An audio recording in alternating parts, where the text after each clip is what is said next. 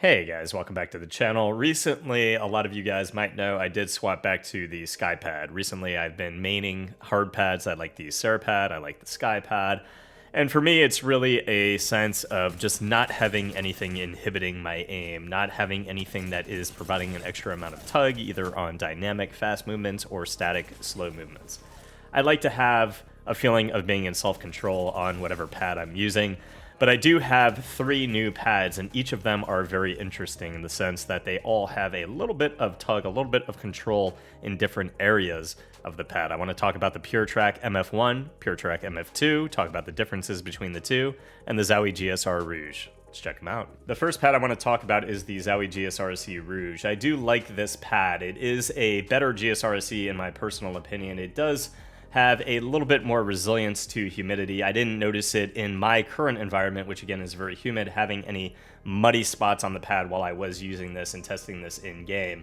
The skates that I have on my Viper V2 currently are the core pads, and the core pads feel very nice on this pad. You get a nice level of dynamic friction in the sense that it definitely feels balanced. It's not hard, you don't feel any extra muddiness or tug as you are whipping your mouse around. So if you ever need to do a fast turn, you're not really feeling inhibited.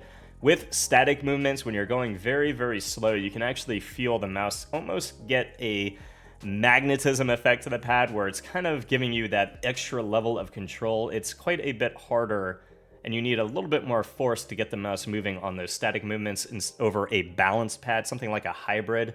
But one thing I noticed is that when you are trying to track somebody in Apex Legends and you have these fast horizontal movements, you do start to feel a little bit of a tug, which does throw me personally off while I'm tracking in Apex Legends if somebody's long range or close range. You do get a little bit of tug, a little bit of extra stickiness.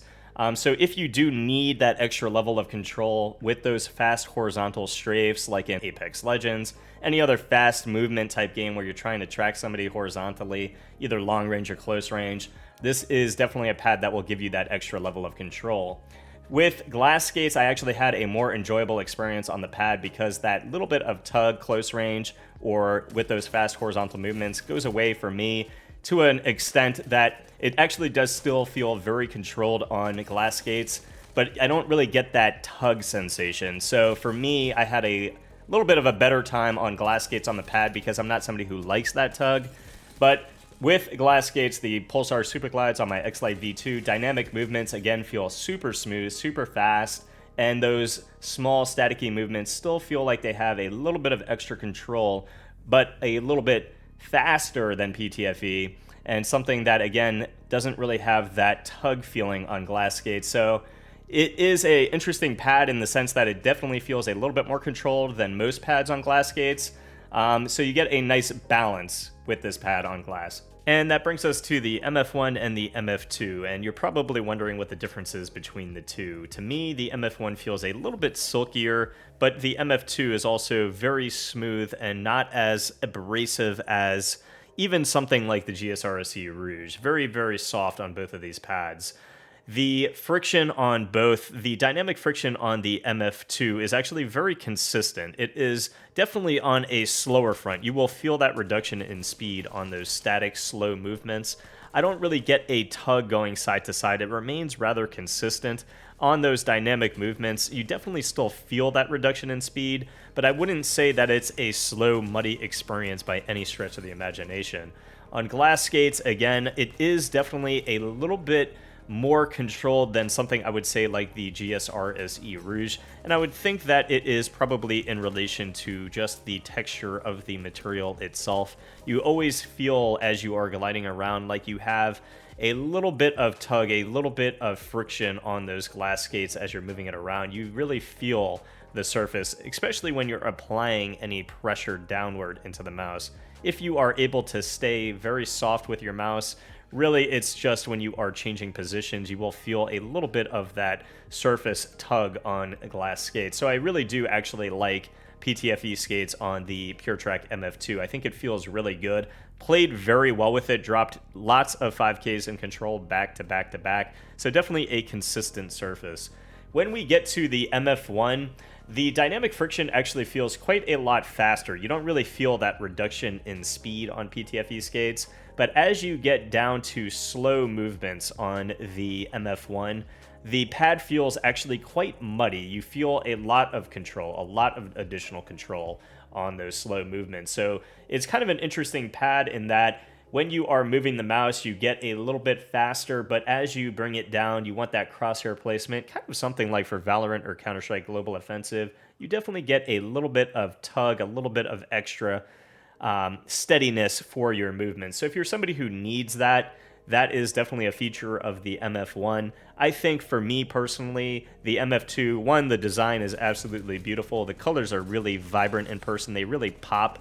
But I do think that the consistency in the speed and that extra level of control that you get is actually quite good. I really did play well with it, and I do think that it is a pretty solid cloth pad. And just to recap, the Zowie GSR-SE, I would say, feels overall like a balanced pad for dynamic friction and for static movements. Static movements feeling a little bit more controlled than dynamic, and with that little bit of extra control for those side-to-side fast horizontal tracking movements. So if you do need that little bit extra control, this could be the pad for you. But if that little bit of muddiness on horizontal tracking you feel would inhibit you, this could be something that might not work as best as other pads for you in Apex Legends. I do think primarily that this could be a very good tack shooter pad for a nice little level of balance and consistency.